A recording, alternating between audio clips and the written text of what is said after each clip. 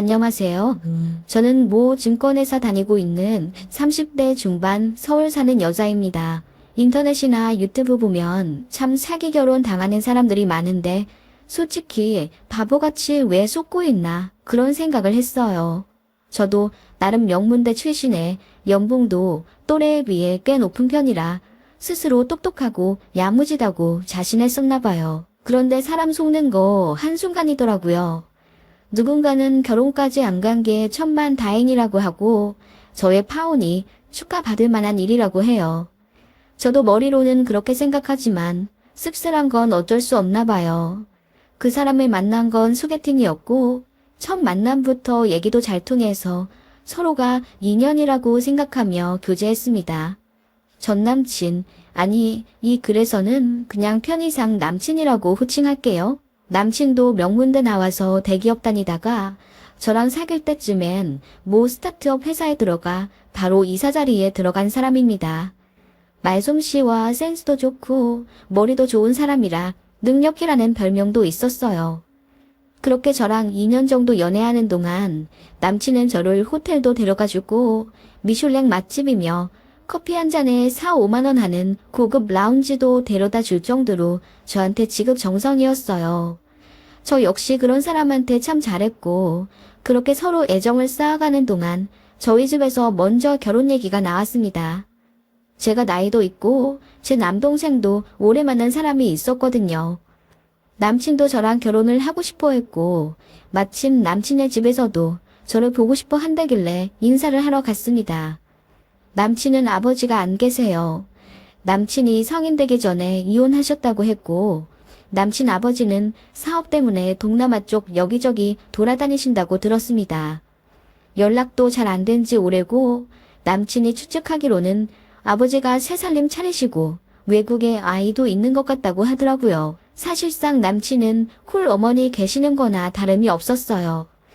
남친 어머니는 경기권 아파트에서 혼자 살고 계셨고요. 집은 살짝 낡은 느낌은 났지만 저희 온다고 좀 치우셨는지 짐도 별로 없고 그렇더라고요. 처음 인사드리던 날은 저도 예비 시어머니에 대한 인상이 좋았습니다. 인자하시고 약간 선우원숭 느낌 나는 분이계셨거든요. 어서와, 우리 아들이랑 만나줘서 고마워. 라며 재치 있는 말씀으로 물꼬를 틀어주신 덕분에 하하호호 웃으며 2시간 동안 얘기를 나눌 수 있었거든요. 사실 결혼 얘기 오가며 서로의 집 재정 상태를 어느 정도 오픈했었는데요. 남친은 월세 오피스텔에 살고 있지만 어머니 사시는 집은 현재 시세 9억짜리라고 했고 대출이 없는 자가랬어요. 이혼하면서 받은 위자료 일부로 사신 거라고 하면서 남친이 그러더라고요. 우리 엄마 완전 알부자야. 현금 엄청 많으실걸? 이혼할 때 위자료로 2억인가 받으셨댔는데 지금 재산만 한 30에서 35억 정도 될걸? 가평 쪽에 땅 크게 사놓으신 게 호재가 터지기도 했고 그렇게 말했던 기억이 아직도 생생히 납니다. 저희 집도 아버지가 은행원 지점장으로 퇴직하신 터라 나름 부족하지 않은 편이었는데 남친네 집에 비하면 기죽겠더라고요. 저희 부모님은 서울 외곽 지역에 단독주택 있으시고 노후 준비는 잘 되어 있으시긴 하지만 남친네 집처럼 현금이 막 수십억 쌓여 있진 않아요. 아무튼 그런 상황으로 서로 알고 있었는데 예비 시모께서 처음 식사 자리에서 그러시더라고요. 니들 결혼하면 이 집에서 살래? 아무래도 이제 도시 생활 지긋지긋해서 부동산 다 팔고 그냥 가평 내려가서 집 짓고 살려고 하거든. 니들 괜찮다면 여기 들어와서 살아. 인테리어 싹 하면 애 낳고 잘 살만 할 거야. 내가 명의는 바로 니들 부부한테 돌려줄 테니. 라고 말하시길래 말씀만으로도 감사하다고는 했지만 내심 든든한 건 어쩔 수 없었어요. 수도권에서 집 구하기 하늘에 별 따기 있고 저는 남편이나 모아둔 돈이 둘 다 합쳐 2억도 안 되는 상황에 당장 청약을 넣는다고 어딜 대겠으며 신혼부부 들어가서 살 곳은 최소 3억 정도는 대출을 더 받아야 하는 상황인데 예비 시어머니께서 수원에 집을 떡하니 주시겠다고 하니 어느 누가 좋지 않겠어요. 남친도 저희 집 인사 와서 그렇게 말하더라고요. 이사하면 지금 어머님 살고 계시는 집에 들어가서 신혼살림 차리려 한다고요. 그 말에 저희 부모님도 너무너무 감사해 하셨어요. 솔직히 결혼 진행 절차 중에서 제일 큰 산이 신혼집 구하기 아니겠어요? 그걸 그렇게 수월하게 넘기니 다른 것들도 척척 진행이 되더라고요.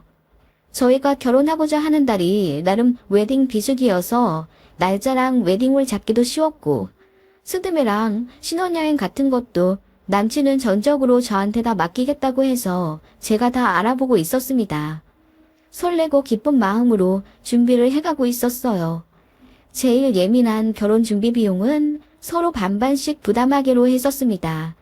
그때 저희가 잡은 비용이 신혼여행까지 총 2,500만 원 정도였고 적당히 반반씩 부담하면서 남는 돈은 현금으로 갖고 있자고 했습니다. 그리고 남친 쪽에서 무려 9억짜리 집을 해주시는 상황이잖아요.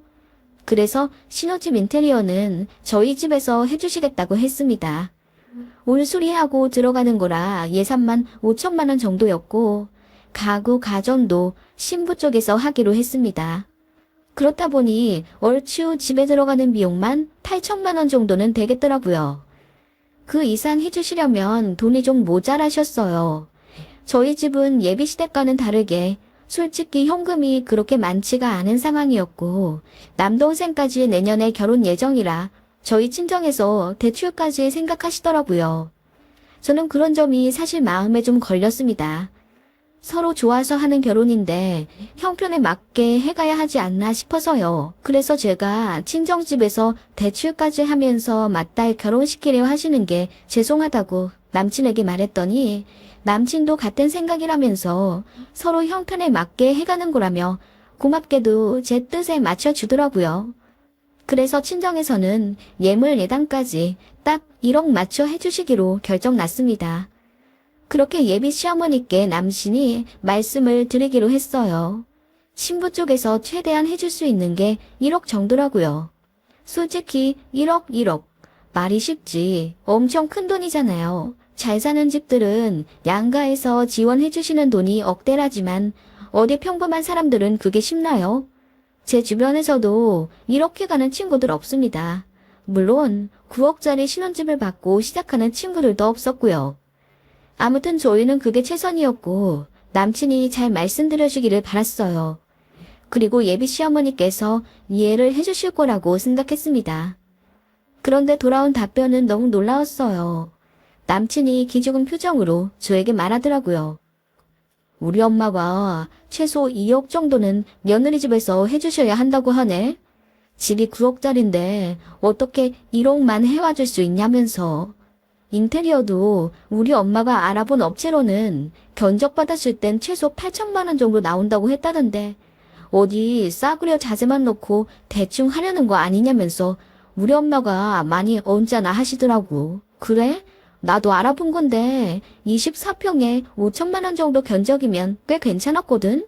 자재도 튼튼하고 등급 좋은 걸로만 알아보셨어. 이상하네. 아무튼 엄마도 나름대로 생각이 있으신가 봐. 그러지 말고 우리 엄마랑 단둘이 얘기를 한번 해봐. 내가 중간에 끼는 게 오히려 더 잡음이 생길 수도 있잖아. 솔직히 저도 기분이 상하더라고요. 아무렴 저희 부모님이 맏딸 신혼집에 싸구려 자재로 인테리어를 해주실 분들은 아니잖아요. 그리고 저희 집이 예비 시댁보다 돈이 없는 걸 어떡합니까? 그때 1차로 파혼 생각이 슬그머니 들긴 했지만 주변 얘기 들으면 다 결혼하기 전에 돈 때문에 한 번씩 부딪힌다고 이때 현명하게 잘 넘어가야 한다며 까놓고 말해 남자 쪽에서 9억짜리 집을 해오는데 저희 쪽에서 1억만 달랑 해가면 그것도 좀 그렇긴 하단 식으로 말을 하더라고요. 그 말도 맞지 싶기도 하고 이래저래 복잡한 심경으로 예비시모와 식사 자리를 예약했습니다. 어머님은 역시나 첫 인사 자리 때와 똑같이 인자하고 해맑은 미소로 저를 맞아주셨지만 말씀하시는 내용은 쓴맛, 매운맛의 연속이었습니다. 그래, 친정집에서 해주시는 게 딱 1억 정도시라면 어쩔 수는 없지. 내가 우리 아들통의 얘기는 들었어. 사돈 총각도 내년에 결혼한다면서 부담이 되실 수밖에 없겠지. 나처럼 노후가 빵빵하게 준비되어 있지도 않으시고 근데 은행 지점장 출신이라시면서 평생 재테크도 안 하시고 뭐 하셨대? 아, 네. 제 남동생 운동하는데 프로 만드느라고 2억 정도 깨지셨어요. 지금은 운 좋게 잘 되긴 했지만. 아, 그래. 동생 골프한다고 했지? 그래. 그게 돈이 많이 되긴 하더라. 뭐 그 정도면 투자하신 거네. 아, 이래저래 어머님 마음에 쏙 들게는 못해가서 죄송해요. 근데 이거 하나는 약속드릴 수 있어요. 저나 저희 부모님도 최선을 다하신 거예요. 요새 신혼부부 중에 처음부터 대출 안 받고 집부터 덥석받아 쉽게 시작하는 사람들이 어디 있겠어요. 저도 그거 정말 진심으로 감사하게 생각하고 있고요. 다만 무리하면서까지 결혼을 할 수 없는 저희 집 사정도 좀 양해 부탁드릴게요. 저도 마음이 편치가 않았어요. 제가 어두운 표정으로 이야기를 하자 예비 시모가 손사래를 치며 부담 갖지 말라고 저를 달래시더라고요. 나는 너 생각해서 그런 거야. 솔직히 말해서 내가 9억짜리 집을 해주는데 신부 쪽에서 달랑 10분의 1 정도로만 해왔다고 하면 나야 이해 가능하지만 주변 사람들이 어떻게 생각하겠어. 당장 내 친척들만 해도 며느리가 1억만 해오냐면서 기회길이 날뛰고 난리가 아니던데. 그래도 난 괜찮다고 했어. 어쨌든 니들 둘이 좋아서 한다는 결혼이니까. 아, 네. 그래도 뭐 사람들 눈이라는 게 있잖아. 그리고 너도 당당해지려면 어느 정도는 더 해와야지. 나 하는 말에 도도 달고 대들기도 하고 그럴 거 아니야. 내가 만약에 시집살이라도 시키면 어쩌려고 그래. 달랑 1억 들고 오면 부당한 말에 옳은 소리도 못하지 않겠니? 그래도 어느 정도는 맞춰 해와야 너도 당당하지. 네? 시집살이라니. 제가 놀라 반문하자 어머님이 깔깔 웃으시며 농담이라 하시더군요. 그냥 하는 말이라면서 신경 쓰지 말라고는 하셨지만 말씀하시는 모든 내용이 너무나도 사람 기분 나쁠 법 하더라고요. 그러면서 하는 말이 제가 최소 2억은 해올 줄 알았다는 겁니다.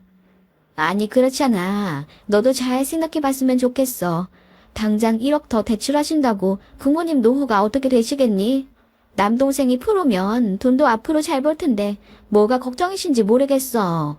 딸이 잘 살길 바라는 마음이면 나라면 어떻게든 얼추 반은 해오실 것 같거든. 당연히 잘 살길 바라시지만 제가 부모님께 너무 죄송하고 부담이 된다는 뜻이에요. 결혼은 원래 그런 거야. 둘이만 좋아서 하는 결혼에는 반드시 대가가 따른단다. 내 생각에는 2억 정도 해오면 딱일 것 같아. 다른 사람들이 뭐라고 하지도 않을 테고. 물론 난 네가 1억을 해오든 2억을 해오든 상관 안 해. 난 그런 시어머니 되기 싫거든. 그냥 네 생각해서 하는 말이야. 라고 아닌 척하면서 우리 부모님이 무능력하다는 식으로 폄하하고 본인은 다른 사람 말 신경 안 쓴다면서 결국 그렇게 빗대어 본인 생각 다 말하고 이중적이라는 생각이 들었고 이 결혼을 진행했다가는 왠지 지옥행일 것 같다는 생각이 들었어요. 어머님과 그렇게 식사하고 나오는 길에 저는 다짐했죠. 파혼하기로요. 그래서 남친한테 우리 결혼 더 이상은 안 되겠다고 말했더니 남친이 울고 불고 난리가 났습니다. 제가 안 만나주니 저희 부모님한테까지 찾아와서 제발 제 마음 좀 돌리게 해달라며 무릎 꿇고 빌고 그렇게 한 3주 정도? 저도 나름 마음 아픈 시간을 보냈고 남친이 본인 엄마한테 따져서 신부 쪽에 더 많이 부담 주지 않게 결혼하는 걸로 하자고 했답니다. 그래서 어떻게 하자는 거냐니까 신혼집을 해주시기는 하되 더 인테리어나 가전 가구에 간섭을 안 하시기로 하셨다네요. 그거 장담하냐고 물으니 맞다고 당장 통화도 연결해 줄 수 있다며 오바하면서 스마트폰까지 들어 예비시모께 전화하려 하더군요. 예비시모도 저에게 따로 카톡을 하셔서는 본인 생각이 짧았다 하시며 그냥 결혼 전 누구나 겪는 에피소드쯤으로 생각하고 다시 결혼 준비하자고 사과하시더라고요. 그렇게 남친이랑도 다시 만나게 됐고 자연스레 예비시모랑도 식사를 2번 하면서 다시 결혼 준비를 하게 됐어요.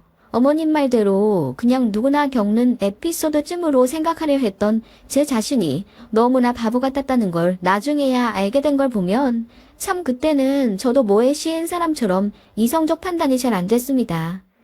예비 시모는 정말 이제 결혼에 관여 안 하겠다며 두 손 두 발 들고 물러난 제스처를 했고 자연스레 분위기도 다시 좋아졌어요. 그렇게 바로 상견례를 치렀습니다. 상견례에서 예비 시모는 저한테 하던 그런 무례한 말은 일절 안 하고 완전 정상인처럼 멀쩡하고 예의 있게 행동하시더라고요. 그런 거 보고 어느 정도 안심하고 결혼 진행한 게 실수였습니다.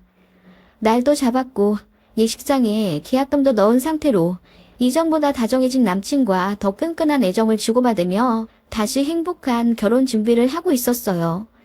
그런데 예비 시모로부터 어느 날 전화가 왔습니다. 회사 근처 백화점인데 퇴근하고 잠깐 올 수 있냐는 겁니다. 어렵지 않으니 그냥 갔습니다. 갔더니 어머님이 할 말이 있다면서 모 명품 시계 브랜드에 절 데리고 가시더라고요. 그때만 해도 어머님이 혹시 저한테 예물을 해주시려는 건가 싶어서 좀 당혹스럽더라고요. 근데 가니까 어머님이 남자 시계만 쭉 살펴보시면서 혼잣말로 이게 좋겠다, 저게 좋겠다 그러시더라고요. 그러더니 저에게 하는 말, 내가 다 포기하긴 했지만 우리 아들 시계는 좀 제대로 된 거 해주면 좋겠다는 생각이 들어. 내가 보기엔 이 정도가 딱 괜찮을 것 같거든. 2, 3천만 원짜리도 고르면 얼마든지 있지만 네 형편이라는 게 있으니 딱 1,000만 원 정도로만 해주면 좋겠어. 어떠니? 라고 하시더라고요. 사실 저도 예물로 남친 시계를 생각해두긴 했는데 제가 남친이랑 상의한 시계는 600만 원짜리였거든요. 그런데 떡하니 2배 가까이 또 예산을 올리셔서는 1,000만 원이라고 하는데 좀 어이가 없더라고요. 어머님은 그렇게 시계만 보여주시고는 일정이 있어서 먼저 가보겠다 하시는데 너무 당황스러웠습니다. 이거 보여주려고 퇴근하고 여기 오라 그런 건가 싶어서 헛웃음도 났고요. 덩그러니 매장에 앉아 생각하는데 매장 직원도 얼추 얘기 듣고는 저희처럼 여기에 예비 시어머니랑 며느리가 예비 신랑 시계 고르러 많이 온다고 그러시더라고요. 그러면서 신랑한테 이 정도 해주면 더 이상 말도 안 나오고 좋을 거라 하시는데 솔직히 그 말도 맞다 싶기도 하고 600만 원이나 1,000만 원이나 400만 원 더 써서 예비 시모한테 더 이상 말 안 듣고 싶은 생각에 그냥 그 자리에서 산다고 했습니다.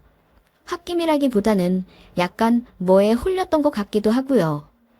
아무튼 그렇게 결제하려던 찰나 엄마한테 전화가 왔어요.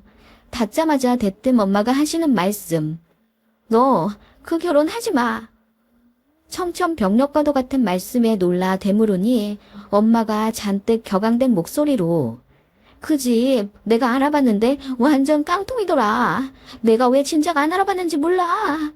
하시며 울부짖으시길래 제가 무슨 일이냐고 여쭸더니 엄마 입에서 충격적인 내용들이 흘러나왔습니다. 예비 시모가 준다고 했던 그 9억짜리 집이요. 그 집으로 잡혀있는 대출만 6억이랍니다. 최대 한도로 다 끌어모아서 대출 받은 거죠. 그렇게 대출 잔뜩 끼어있는 집을 넘겨주려고 했던 겁니다. 사실 저도 며칠 안으로 서류를 떼보려던 참이긴 했어요. 그런데 제가 시어머니 살고 계신 그 집에 직접 방문해보긴 했어도 동호수는 몰랐거든요.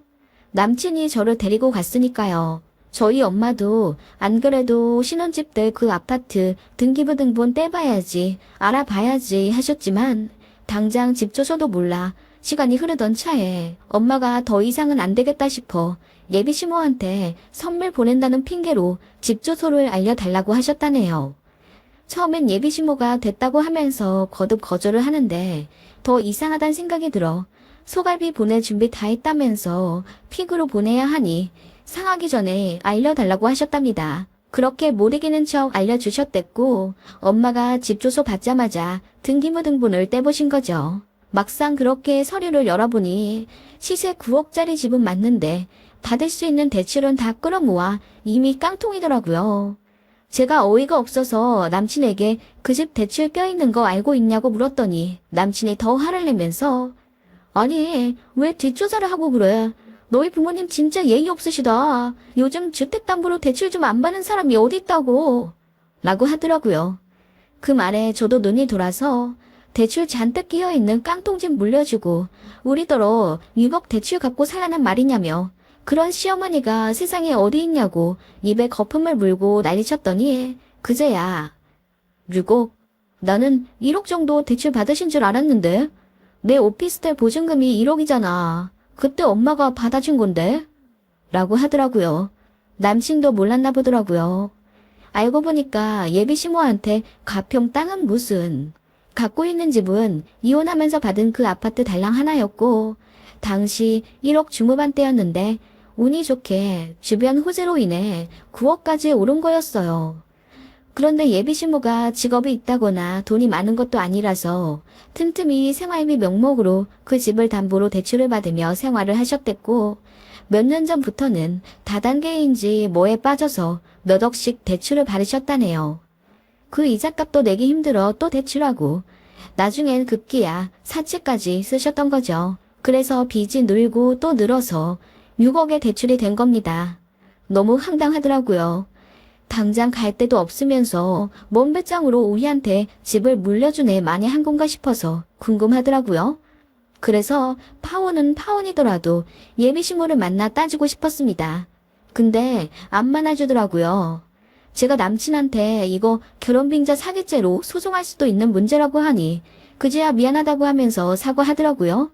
예비시모, 아니 그 여자도 그제야 저한테 전화를 해서는 속여서 미안하다고 울더라고요. 무슨 계획으로 그러셨어요?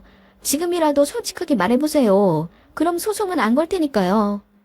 라고 했더니 흐느끼시며 잠깐 아는 언니 집에 가서 살다가 저희 인테리어 끝나면 건강 핑계로 들어와서 같이 살려고 하셨답니다.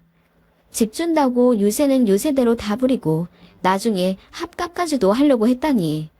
그 정도의 악랄한 계획이었으면 어차피 명의도 안 돌려줄 생각이었겠죠? 정말 어이가 없더라고요. 남친한테도 뺨 때리고 헤어졌어요. 그 집에 대출이 얼마가 잡혀있든 남친이 알고 있는 게 1억이라면 어쨌든 저한테 그것도 말해야 하는 상황이잖아요. 남친 말로는 어차피 오피스텔 빼면서 보증금 1억 가져오니까 별 문제될 거 없다고 생각했다는데 그것도 사실인지 모르겠고요. 남친은 진짜 자기는 몰랐다고 억울해하는데 솔직히 일 한 번 안 한 본인 어머니한테 생활비 한 번 준 적도 없으면서 20년 가까이 명품 사고 뭐 사고 그렇게 여유있게 잘 살고 계시면 의심을 한번 해봐야 하지 않아요? 남친도 당연히 알겠죠. 6억이나 있는지는 정말 모를 수 있다고 쳐도 어느 정도 집 담보로 대출이 잡혀있다는 건 본인도 알고 있으니 처음에 사실 들켰을 때 적반하장으로 하는 거겠죠. 천만다행으로 예식장 예약 빼고는 다 계약 전이라 위약금으로 50만 원만 내고 끝났네요. 당연히 남친이 냈고요. 진작 알아봤어야 했는데 솔직히 저도 대놓고 남친한테 동호수 물어보기가 뭐하더라고요. 등기부등본 떼면 되는 말이 쉽게 나오진 않잖아요.